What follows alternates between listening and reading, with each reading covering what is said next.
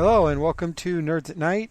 I am Kid Thunder DJ, joined as always by Fire 47. All right. Now, I know some of you downloaded this with the hopes of hearing me and Kenny go on and on and on about wrestling again, because he was on the last show and the last YouTube video, but unfortunately, scheduling conflicts this week. We couldn't make the times work while everything was still topical. So Brandon's joining me because he's up to speed on a number of the things we want to talk about, and Kenny will be back for another Kenny versus DJ. If you listened to if you watched, I should say, the YouTube video, you should figure out the game we're probably going to do next. But if not, we're going to keep it a secret until closer to time when we can get it recorded. Anyway, as always, a stacked show for you, or just a show, depending on how you feel about us. We're going to go over some of the hate No Man's Sky has gotten, and seems to be justifiably so. Right. Some interesting new things in the Pokemon Go, or the next Pokemon Go update, as well as some possible teaser information for Overwatch. And then probably, to put it this way, you remember how the last show, Brandon, was a lot about wrestling? Right. We're doing another one about wrestling because, oh my God, I think not since, going back to the Benoit tragedy, or if you don't want to use something so negative, the end of the Monday Night Wars, has WWE had as busy of a weekend as they've had, or busy of a week as they've had this week, going back to last Saturday with TakeOver Brooklyn 2 and until SmackDown Tuesday. It's just been a crazy 4 days for them. Right. And we're going to go over some of the highlights and lowlights and everything else in between, and we'll see what happens from there. So anyway, let's get into the show proper now. No Man's Sky. Yeah. Yeah. Sometimes that's all you can say. First of all, I haven't played it yet. It was sold out when I went to get it, which was at first a good sign, because I can't remember the last time a game was sold out in stores to such a degree without cheating. I mean, without releasing limited copies. Right. Like on a full-scale release. Right. That in a long time. So it was like, okay, maybe there is something here. And then the reviews. And I expected, first of all, there's two schools of thought for where the butthurt come from for this for me. Either people who were dumb enough to believe a developer interview talking about features. Right. Because that's never blown up in our faces as gamers. Or people who oversold the game to themselves and were just disappointed that the game was exactly what the game was supposed to be. Now, I'm talking about mostly on the console, PS4, because PC's its own wet bag of problems. In fact, right. IGN had reported something in the neighborhood of 90% of the PC play is down. Yeah, I'm they lost surprised. Yeah, 90% of their replay audience. Which makes sense, because I would imagine the only reason you'd want to get it for PC is one of the things promised was you were supposed to be able to meet other players. I think that technically is still in, but it's set in such a way that it's very rare that you'll ever do it, and there's no technical matchmaking. Right, it's not. I think people were expecting these epic space battles to be player versus player, and they're not. They might be, and they're not even they're not even there in general. So well, far. yeah, the epic space battles they promised aren't even there to begin with. But I was thinking that even if they had been there, I still don't think people would have gotten the multiplayer thing they wanted. Right. So, and in fact, we're going to actually play for you the honest trailer about this. So, if you're listening with any kind of copyright intent, don't tell, because then we'd have to stop doing stuff like this, and then I'd be angry. So, right. Don't be a douche. Don't tell, okay? Yes, I know you're sad. All right. Sorry, I still have to play with the sound effects board. No, we finally got all this figured out to where at least it sounds like we're both talking. Maybe. Anyway, so we'll get to the honest trailer in a second, but, here's some of the big things. Obviously, missing features. Epic space battles, running into other people. Unique factions, unique ships. Right. That you can create. Unique worlds, because even though this thing generates all these worlds, there's a lot of similarities. There's similarities. There's a lot of... There were supposed to be things like flying creatures that you could find, like almost like these flying worm creatures or something in one of the trailers. Crash ships. There was... Yeah. Looking from... Go ahead. Looking from a myriad of the trailers from E3 and such to what we got, it is clearly lacking. Yeah, it's a lot like Watch Dogs. A Right. lot of features presented, didn't really deliver. And I can forgive that because that's all games. And I'm sure a lot of them are going to magically turn up in patches or DLC later because, selling a complete game just isn't how this works anymore. Sadly. And that's something I'm kind of expecting is, and it even mentions in the honest trailers, maybe wait a couple months and see if this thing gets patched up to be something more worthwhile. Yeah. Give it a couple months to do that, and as well as drop in price. And then maybe it might be worth checking out, but right now you probably don't want to pass on it for now. Yep, I agree. And, again, moving at a snail's pace when you're in the game. The worlds, the color scheming and the palettes looked... Some of them just didn't work. Yeah, they tried to be that kind of almost, Tron-like glow around things in some areas, and it just wasn't good. There was no, gravity effects, or basically all the planets were still just planets. They were all the same planet, just looked different. I really hope they have it where, while you're exploring, you figure out, oh my god, this planet's air is corrosive. I can only be out for so long unless I upgrade my ship to be able to handle... Blah, blah, blah. And I know that can go the other way too, and you can have too many details. I think there technically is things like that, but it's more so like weather conditions. But even still, not even based on what you'll find out here. In fact, let's go ahead. That'll be a good segue into this. Let's go ahead and see what the guys over at Honest Trailers have to say. The trailer is rated H for honest. Imagine a game on a scale like you've never seen before. In a universe so vast, you'll never get to explore it all. Not because it's too big, but because you'll be too bored to even bother. No Man's Sky. No words can describe the hype you felt after watching the E3 demo. Now, after threatening to kill the creator for delaying it by a couple of months, it's finally here. And it looks like they could have used a couple more years.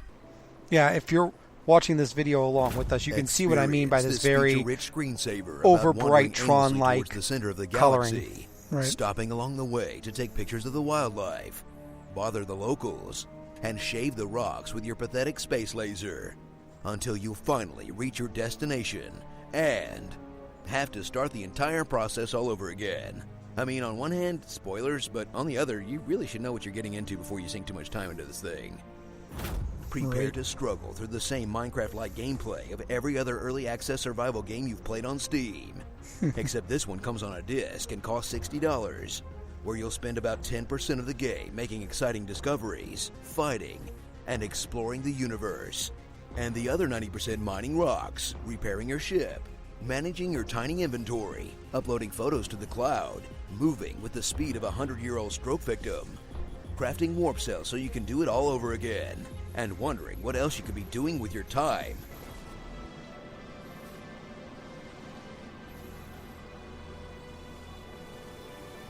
I should really start playing guitar again. Once you've gotten the hang of the brutal resource grind, strap in for not much else. As every planet you discover feels increasingly similar, all the buildings and space stations have identical layouts. The NPCs spit out the same simple logic puzzles. And even though there are plenty of upgrade options for your ship and multi-tool, the combat system is so bare bones you're better off ignoring it anyway. But hey, at least they got one part of space exploration right. Crushing loneliness.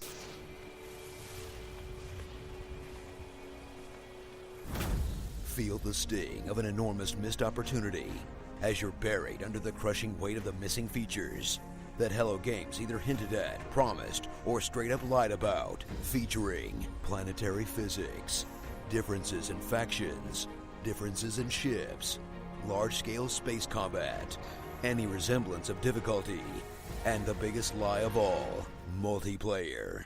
Will you be able to play with your friends? Yeah. Can you run into other people, other players on the game? Yes. So slide into your spacesuit and get ready to blast off into the ether. Or maybe wait a few months until they patch this thing up a bit and it's actually worth the price. Because if you want to get the gameplay they promised right now, you're better off dropping acid and hanging out at a planetarium. Starring rocks, ugly plans, hideous monstrosities, alien douchebags, dick-ass robots, spa music, and buyer's remorse. big fat lie. A game this underwhelming, and mods can't even make it worth the price. Oh man, a Rick and Morty sound pack? Worth it! Be sure to... Okay. Yeah, so that's their take, which I think is horribly accurate, unfortunately. And yeah, so I think we're going to be moving on. And speaking of moving on, I know I've promised for a couple weeks now that I was going to do a Grand Kingdom and a Star Ocean playthrough. The problem with those are there is a lot going on in both of them, and I'm finally at a spot in Star Ocean where I can just kind of run around and talk about the game without giving away much of the story. Same for Grand Kingdom, because Grand Kingdom really doesn't have a story. It's just now getting it all to look good and not just be me talking into a loading screen. So that's coming up, I promise. It's just, I'm actually trying to make it look good for you guys, or at least not look as bad as it early copies were starting to look. So, all right, so we'll get off No Man's Sky, because who would really want to be on it at this point? And let's move on. So Pokemon Go isn't going away, and I know some of you probably wish it would. But that's fine. There is something that has come out recently, and that is some news on the newest update. And they've done a few different things in updates. They took out the mapping we talked about before. They made catching Pokemon, even low-level ones, slightly harder. Because, they got to convince you to spend that money on buying Pokeballs instead of finding them. And everything else. Now, finally, something useful, though, is the team leader evaluation of your Pokemon. Now, this is... I read about this on IGN, so you can find the story there. Yeah, I didn't look much into this one so far. Yeah, I know. I didn't get a chance to really run it by you. But they'll basically appraise your Pokemon. And it's kind of based on like attack, defense, life. And it'll tell you what's caught their attention, what they're worried about. So if you have two Pokemon of similar capture point, and you're not sure which one you want to evolve and waste all your candies on, you can have it appraised and figure out, well, this one may be 50 capture points lower, but all of its stats are really good. This one's 50 combat points higher, but its defense is lacking. So it's going to take a pounding faster. Right. Does this evaluation cost anything? Or? No. It's just I got the or even kind of the. I should say even cost in-game stuff. No, it doesn't. You just cool. It's one of the options when they move transfer and favoriting a Pokemon to its own little sub-menu. Had already started the theory that it was either there because they were going to add more features in that world, or they were going to do, or they were making it more difficult to transfer a Pokemon, so you didn't transfer one you liked, which, you can fix that problem just by favoriting it because you can't transfer favorite Pokemon. Anyway. Right. So, it should be interesting. Hopefully that'll help people who can't get out as much and whose, every candy counts for them. Make it a little bit easier for them not to get burned on a bad Pokemon. And I just wanted to bring that up because I was reading about it, looking for stuff to talk about. It's not on the sheet, but I want to take a quick four-way into movies, by the way. That Don't Breathe movie, have you seen any of the trailers for it? Right, where it's like about a blind guy. Yeah, right? It's like this blind guy, and people are breaking in his house, or something like that, and he reacts to noises. Right, like he can echolocate them and is a badass, and then, all the trailers up till then just focused on that. They put out, one of the more recent ones they put out now that it's getting closer to release, is, they show some of the people going into this locked room and looking like there's at least one woman in there who's all bound up and everything. So it's like they threw in this another layer too, because at first I was like, how is the blind guy a bad guy? People busted in his house. Yeah, he's going a little nuts with the whole I'm gonna kill them no matter what thing, but I wasn't even sure if they broke into his house technically, or they did, or if they were just exploring something and they didn't know he was there. No. I wasn't fully sure, but if you see the trailer, they make it very clear their goal is to get money so they can leave town, because they heard a rumor he's got like $300,000 hidden in his house because they needed a MacGuffin to get this thing going. Right. So here's the ultimate challenge. Right. Here's the heroes, quote unquote, challenge. But man, I wanted to bring that up because I was closing out one of these pages. I saw an image advertisement for it, and yeah, that definitely looks like a really interesting movie. Yeah, looks pretty cool. All right. In a weird way, it almost reminds me of like the creatures from like the Doctor Who universe, The Weeping Angels? Right? The ones that move when you blink or not looking at them. Yeah, that could be very interesting to see if they have that kind of highlight, low light play effect and see what that does to it. But, we're about a quarter of the way through the show, so I want to, talk about a few other things. I mean, I do want to make note that this summer has not been the best for movies. I mean, maybe not the summer, yeah, but I was going to say, so far, like as far as the year goes, animation's been pretty much a big hit, I think. Yeah, but I'm talking just pure dollar box office. I mentioned them before, especially on the YouTube videos, the Real Spoilers guys. Every week they do a box office report before they do their main movie of the week that they review, and it's just movies that shouldn't be taking a bath this hard are like Ben-Hur, the Ben-Hur remake, which is a really well-done movie from all reports, is eating it at the box office, and yet Suicide Squad's still making money, and it's a movie that nobody will admit to liking. Right. Or, okay, I take that back. The people who really aren't comic fans but enjoy comic movies, which is fine.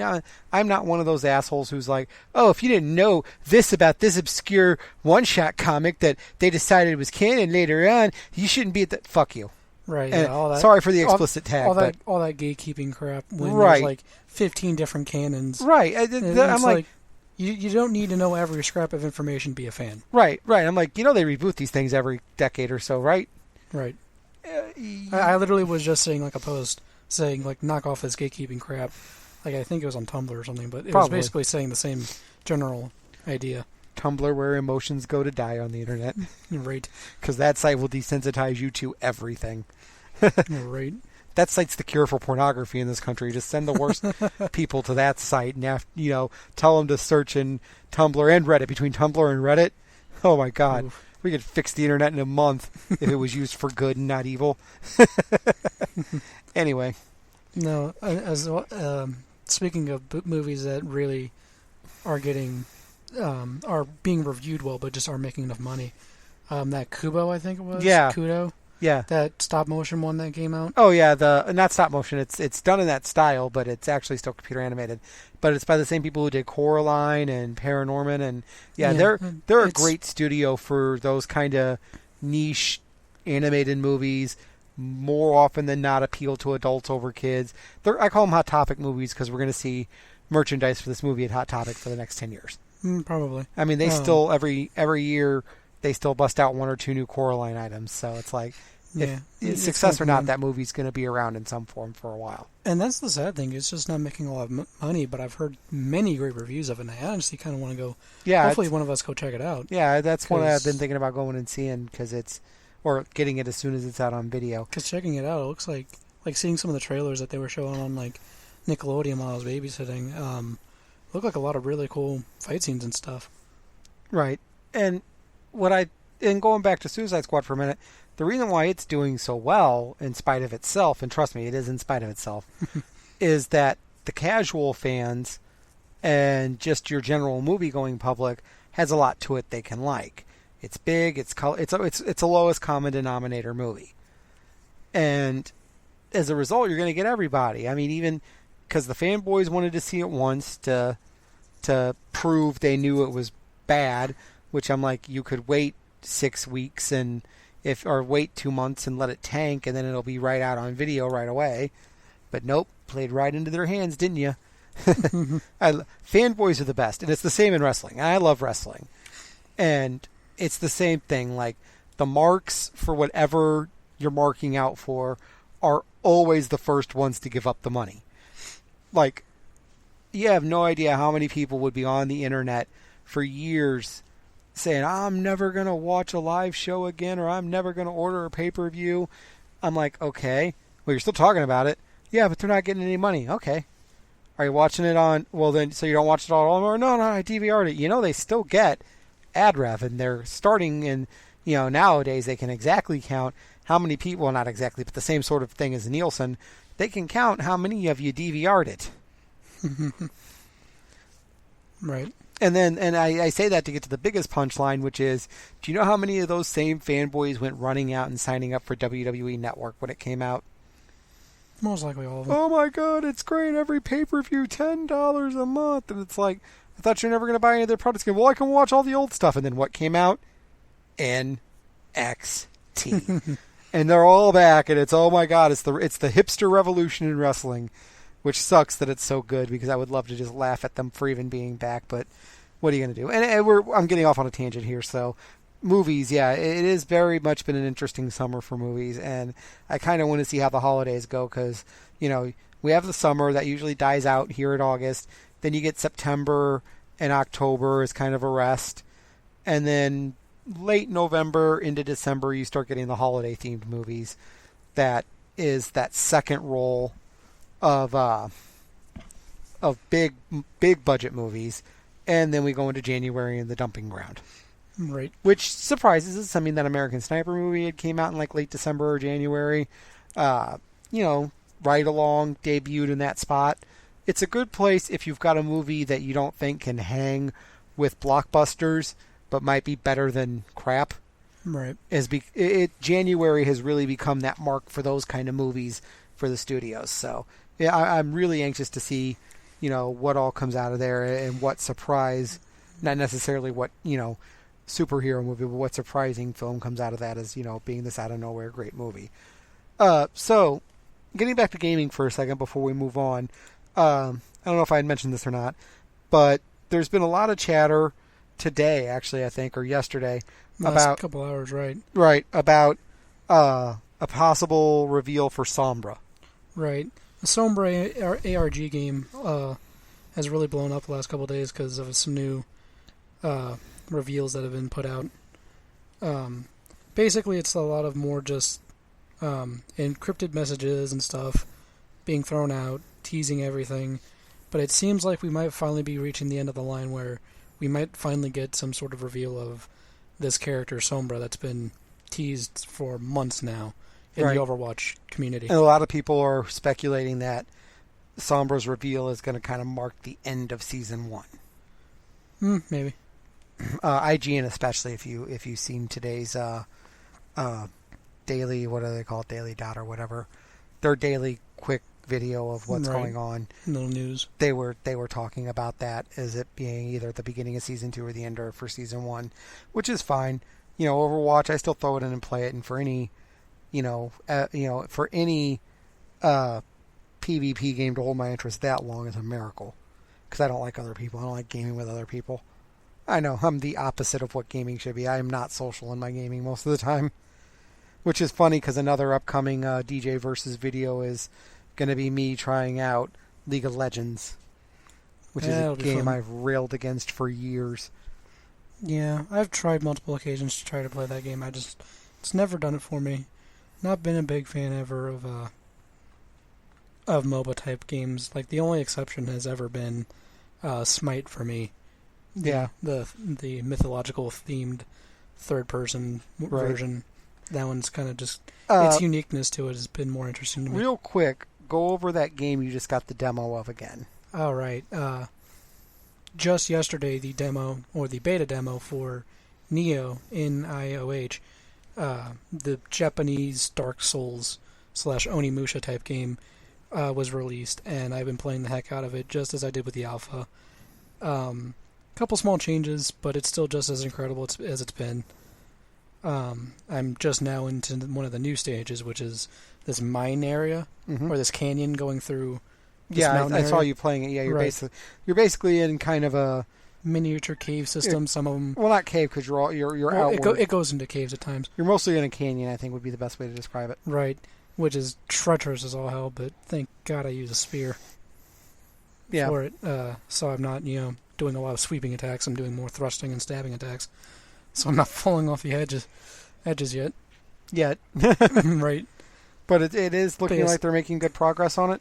Right. There was a lot of balancing out that was done. They've added in 2 new weapons, or actually 3 so far. I haven't gotten to 1.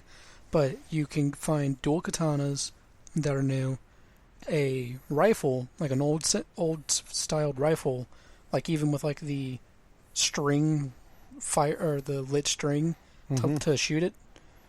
That old style thing. And apparently you can also find hand cannons, which are like basically They're your bazooka type. yeah, thing they're for they're early Japanese guns. They basically would fill your cannonballs. Bamboo shoots with they eventually had rudimentary cannonballs, but Well, I believe that's originally that's it was like what the ammo is. 'Cause like I've already rocks bought and some. and stuff, and then gunpowder at the bottom, and they'd light it and hold it out, and that's what that is. So yeah, it definitely should be an interesting game. I'm looking forward to it coming out. I'm not sure if I'm going to jump full bore into it or just play it after, steal it from you and play it if you end up with it, but we'll have to see. Because we're getting about to the halfway point here Right. of where we try to keep it to. We're probably going to go over on this one, guys, but There's let's just so much talk about WWE news. the week that was in WWE. Oh boy. Here's where we get into the wrestling one. Oh my God. So let's start at what was arguably the highlight of the week. I mean, the just from top to tail highlight. NXT TakeOver Brooklyn 2. And I had posed this question around WrestleMania time of when there was all the call-offs of what could WWE really do with NXT. Who was going to step up and be the guys after the main guys that were there left? And we got our answers in big bad ways. I mean, first of all, let's go. I mean, I'm not going to cover the pre-show matches that they say were filmed for a later actual episode of NXT, even though you can find them if you know where to look. Let's start with the opening match of the show. Austin Aries versus No Way Jose, who, two great workers right off the bat. So it was a great competitive match. A lot of hard-hitting action out of Jose, who's improving a lot faster than other people who've tried. Because, they gave him the dumbest gimmick that they even tried recently. There's a guy on the main roster doing a different style of dancing around. But it's still just, I'm dancing around, look at me, let's all be happy. Right. So, I'm going to talk about this, though. What started out as a great angle to get Aries well and truly into heel land worked out so well in making No Way Jose an even more credible guy, because first you had him turning heel on him by knocking him off the announce table while he was dancing, and then you have this match. I think they could do more. I think there's cause for a return match. A lot of great work, good match, moved on. And then we get a debut of a new wrestler, Ember Moon. And here again, it's them realizing, taking something somebody else was doing and introducing a way that they could do it better with someone else. And in this case, she comes out to the ring. She's this, kind of very, you get this kind of very aggressive, feral feel from her. She's got these contacts that make her eyes look all red. Which one are we talking about? Ember Moon. I didn't see this one. Yeah, you were out of the room for this one. And she wrestles, I think it was just Jessie McKay or Jessie K under the name Billy Kay. They were treating her like a jobber, which is fine. That it's NXT. You can be a jobber one week and the champ the next, and people will buy it if you're good. So, but she wrestles this match, and the point I was going to make is, like I said before, where they have Fandango and even when he first debuted, Kofi Kingston being these dancing around happy guys, and then No Way Jose does it better. They had Paige as their kind of gothy female wrestler. Right, gothy pale girl. Right. I like your title that you have there under Ember Moon in our lineup list. Yeah, she's a hot red-eyed gothy girl who could be a better gothic character than Paige, because Paige wasn't like all gothic sad character. She was just more that style. But at the end of the day, she was just still a diva. Her whole gimmick was built around, I'm pale and sexy, and I wear black, so think of me as goth. In reality, it's like, you're still just as diva-like as the rest of them. This character has really gotten into being this character, this Ember Moon, and if they keep building on that, she could be that truly something different force on the main roster, and a very interesting contender to go up against Asuka, which we'll discuss here in a little bit. That sounds like a match.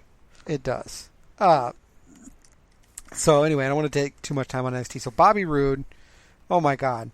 I loved his debut. I showed you his entrance, the whole glorious song and the coming down on the big monolith and, kind of looking like a mix of Ric Flair and Jesus in terms of his production value. And The blooper reel where he falls off. no. Oh, wait. Sorry. That would have been funny, but yes. And just really well done for a guy who's been super over with the real wrestling fans because he's a hard worker. He's worked hard for every company he's been in. You know, really should have had a better run in TNA than he had. And now it looks like they're really tapping him to be one of the next big heels, and I hope it works. Here's my only problem with the match.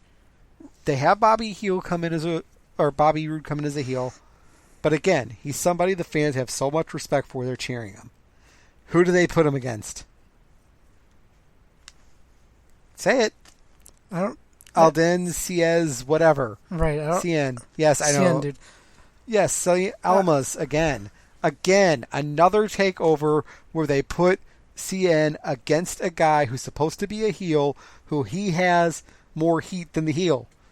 I mean, and I was talking with one of my friends about this, and I was also kind of live tweeting about it when I was doing the show, and everybody's like, well, it's the face's job to get over no matter the crowd. I go, no, it's not.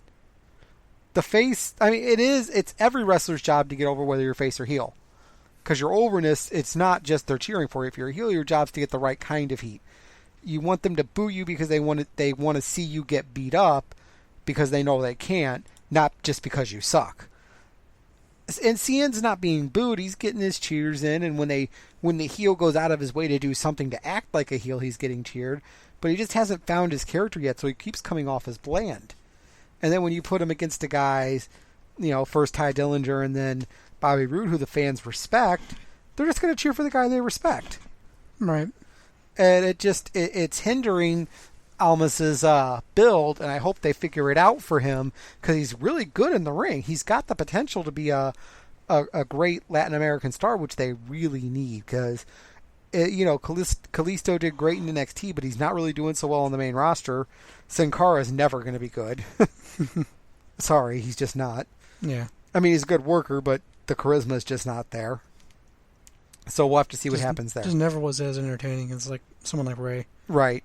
And then we're into my favorite match of the night outside of the main event, which I know there's only 3 matches left. But this ties it, actually. And that's the Revival putting the tag belts up against Team DIY, which is Johnny Gargano and Thomas... I can't say his last name. Ciampa or something. Or is that Ciampa? Ciampa? Yeah, it's not Ciampa. Something like that. You guys know who I'm talking about. And the interesting thing is Gargano and Ciampa are in the Cruiserweight Classic. And in fact, they faced each other in the first round. Yeah. And Gargano won. And the big story was, can they still be a tag team? And Ciampa's like, yes, I'm with you. I want to be with you. And they came up with the name Team DIY, which, you know, do it yourself and everything else. And they're building to a turn. Now, if I was booking, I would turn Gargano. Because, you know, first of all, in the match, which was an epic match, they kept Ciampa like under lock and key. It was just brutal. He was in the ring for so long against them before he could finally tag out. It was kind of his fault they lost, if you really could call it his fault. I mean, really well done booking in the match to build this thing at the end. And then, you know, they're standing there in the ring and you're wondering, oh my God, is he going to turn on him? And he doesn't. At the end, he helps his partner out because his partner appears to have a leg that at least got a little bit banged up. He's helping him get to the back. I would love to see if they long-term book this where you just keep having these situations where Gargano's winning on his own, but every time he's teaming with Ciampa, there's this notion, or Ciampa, or however you say his name, the other guy, Beardsley guy, because he's got this big old epic beard, Beardsley McBaldy. I'll call him whatever I want. Anyway, where Gargano, you know, like he keeps winning on his own, every time they're in a tag match, he loses. And it's got to be him for this to work. It can't be them splitting it. It can't be the other guy. It's got to be Gargano who keeps taking the loss.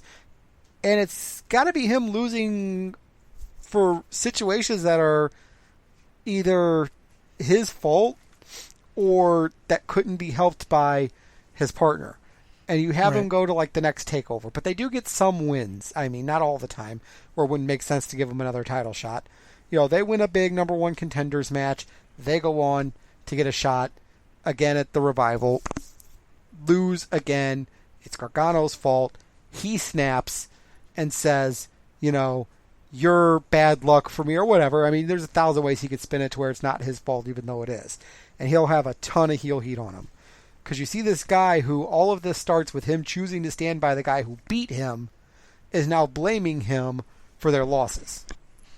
Right. Great old school heel heat that they could get on that. But Right, it makes sense. yeah, time will tell. But I will say that this match was the rebirth, or I guess really NXT Tag Team Wrestling as a whole has been the rebirth of just epic tag team wrestling. Just great, long, hard-hitting matches.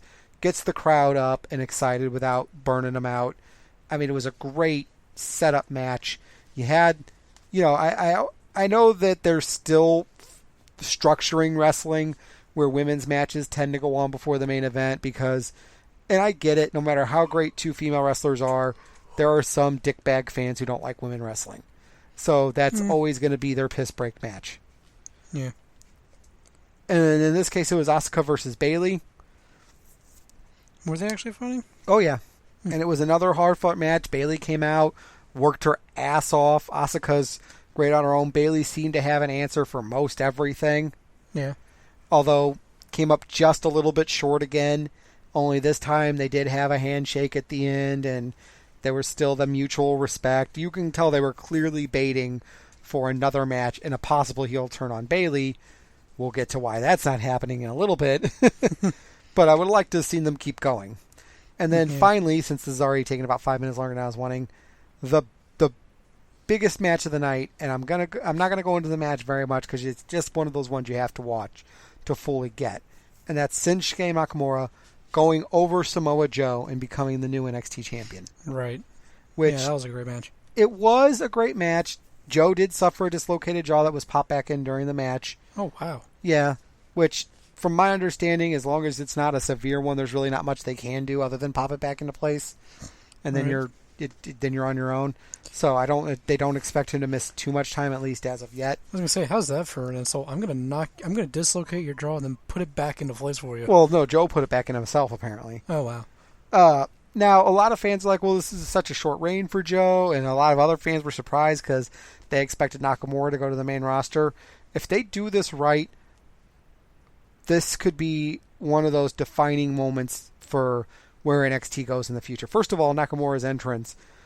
Something as simple as just having this guy stand there live in the entryway, because usually when they have live music, they're on the stage, but they're off to the side. Or, not on the stage, but at the little or in lower the section. Yeah, right, a little it. floor section or whatever. They're basically not really interacted with the wrestlers.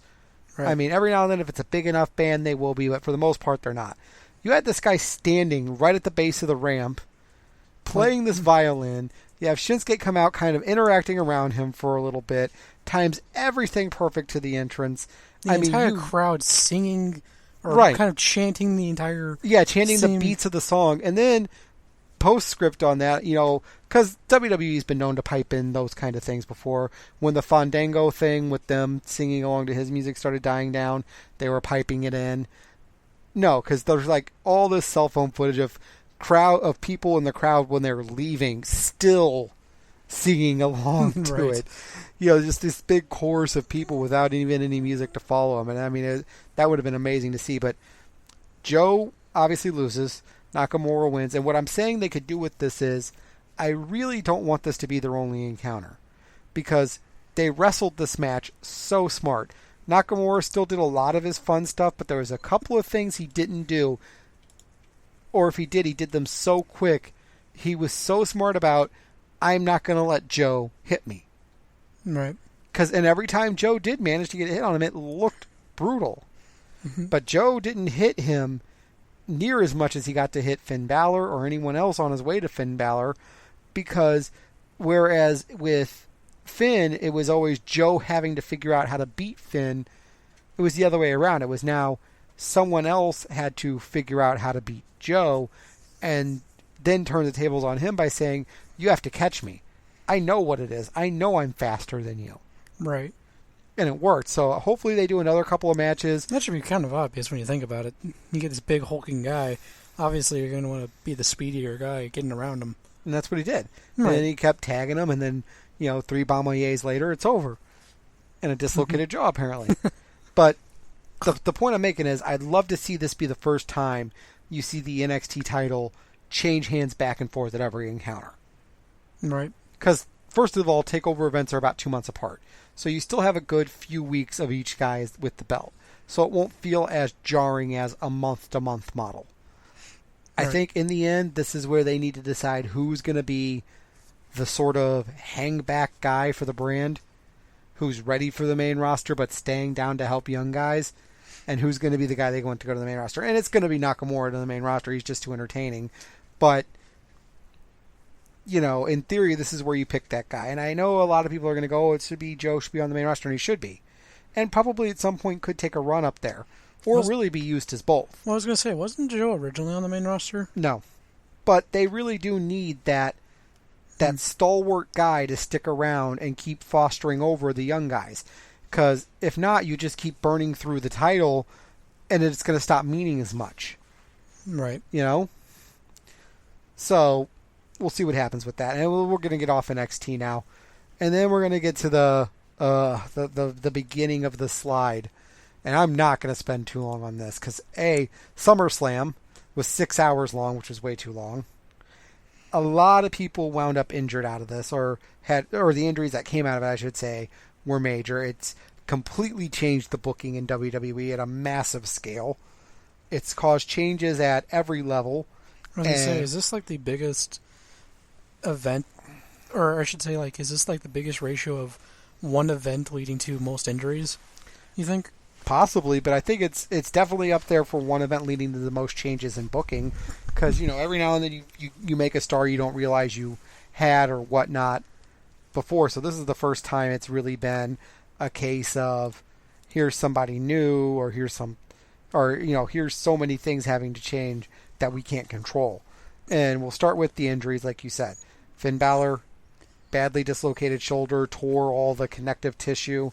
I forget what the proper term for that is. Right, he had to get some surgery on it, which reportedly was a success, which is good. Which they're always going to say it's a success. They're not going to go, oh my God, we fucking botched this. Well, no. I doubt they would say that, but I mean... definitely he has a good prognosis to be back within 4 to 6 months. Does kind of put him right there at Royal Rumble time. Mm-hmm. Surprise number 30 entrant. Wins $1 billion. Right. I would love to see that, but we're getting ahead of ourselves. But I hope. Sasha Banks revealed to have a back injury, which necessitated her dropping the title back to Charlotte so quickly. Which, hey, Charlotte's one of the best female wrestlers in the world too, part of the 4 Horsewomen, just like Sasha Banks, totally on board with it. And good news that they had found out around Monday is her back doesn't need surgery. She should be back in 2 to 3 months. More or less just needs to rest and let it heal. Wow. Great. Another big moment early on was Styles getting the clean win over Cena. Oh, yeah. That was a pretty good match. And everybody's like, the stupid fans were like, oh, Cena left his armband in the ring. Oh, my God, he's retiring. Like, they've already said that reality show he has is getting picked up for his second season. They film in the late summer, early fall. Just like last year. He's doing what is probably going to be for the next couple of years, yearly time off. I was going to say... Which is great, that works. I was going to say, has that not happened before where his armband came off during a match? And he's just No. I mean, this was all definitely, he left it right in the middle of the ring, kissed it first. I mean, it was a show that, yes... Okay, it was a show. It was a show that, yes, I'm taking off for a while, but, anybody who follows the outside workings of this sport should know that what's been going on with him. Right. And then Dean Ambrose won a match that basically proves that that Dolph Ziggler is never going to be anything other than the upper mid-carder. Kind of his own fault between mouthing off at times when he's backstage and having some injury issues. I get it. I really, thought it was too soon to throw those two together because I thought the next time Ziggler went for a brand's championship belt, he should have won it. But it's WWE. They could turn it around with a nice win streak and an out of nowhere victory or a Money in the Bank win. So I'm not gonna completely write them out, but I think they sent a pretty clear message. Also, speaking of mouthing off, do we want to show that clip of? Well, we're gonna get to that. We're gonna get to that. Got some, yeah, right, I want to kind of go in chronological order here. All right. So, and we're moving through SummerSlam pretty quickly, and here's the point where things really go off the rails.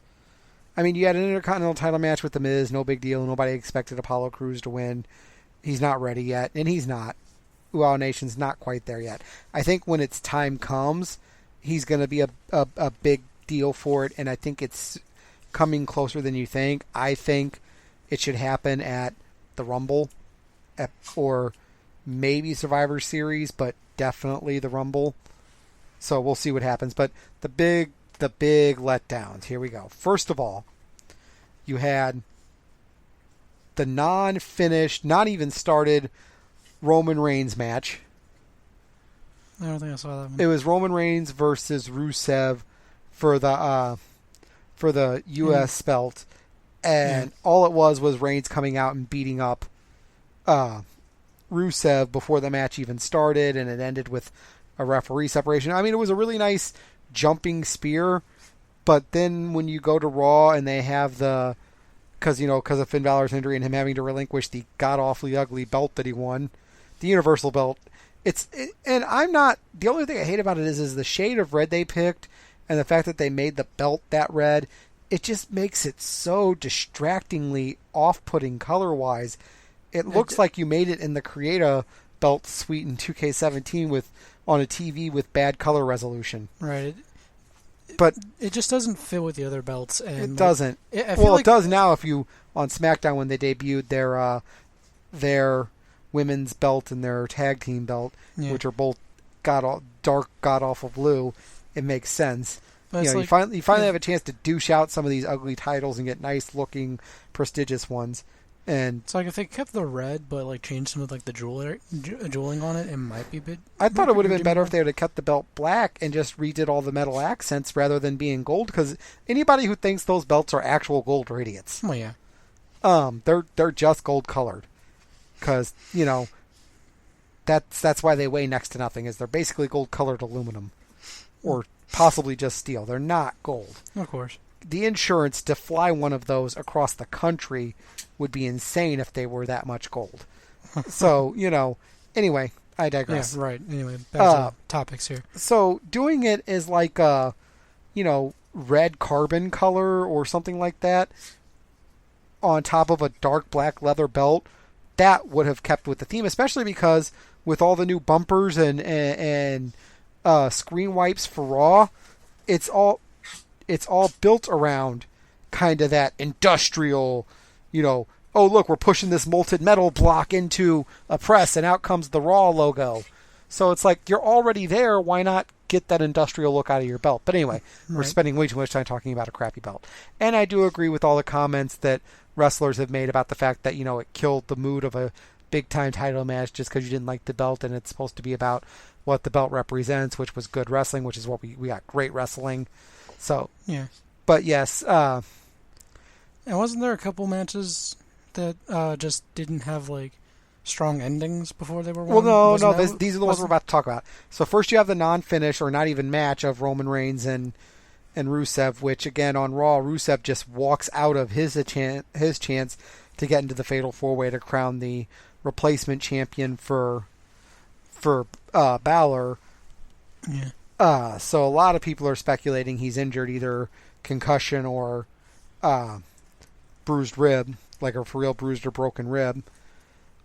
Right. And then you had the Brock Lesnar Randy Orton match, which closed the show for some god-awful reason, which was just Lesnar beating up Orton, and the finish was real elbows and forearm shots that opened up Orton, and everybody is reporting that was the finish. But didn't tell anyone other than the guys that was the finish. Chris Jericho actually stepped up to Lesnar and almost got into a realsies fight backstage because Lesnar was giving him attitude about it, because you don't do that in the business. You don't take that liberty on your own to open someone up that needed over 10 staples to close I mean, like, he was actually, like, legit bleeding? Oh, yeah, he legit bled. It wasn't a blade job. He didn't get color. And apparently, everybody knew, Lesnar and Orton knew that was the finish and were okay with it. But, I knew Lesnar was going to win, and I know we're not going to probably see him again until around the Royal Rumble time. But, yeah, even I was like, you don't do that. I know you want this fake idea of legitimacy in this sport, but no, that was a bridge too far for me. And you close the show on that, and then you try to turn it into an angle by having Lesnar attack Shane McMahon. It was just bad. It was just a bad ending to a pay-per-view. The crowd was already out of it because of how long the show had been going on. And it was even longer, like, being there. Right, so it was just after stuff. It was just terrible. Yeah. At the end. It started out really great and just died hard. Yeah. And then, we get to Raw, like I said. From Raw, there was the Fatal 4-Way announced. They call up Bayley to the main roster because who is Charlotte really going to face? Who's actually on her level, which killed any plans for an Asuka Bayley future.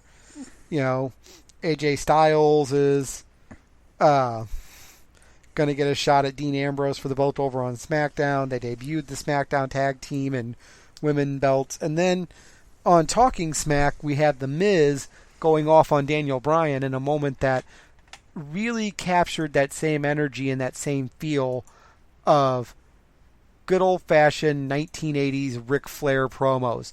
Like, you could literally swap everybody he was working against out for, like, David Crockett and all the other guys that were a part of that scene. And I'm going to play you a snippet because I know if WWE gets when we've played too much, they're going to shut down this thing. So Right. Here we go. I'm going to go ahead and play you some of it now. We got it just a little bit before?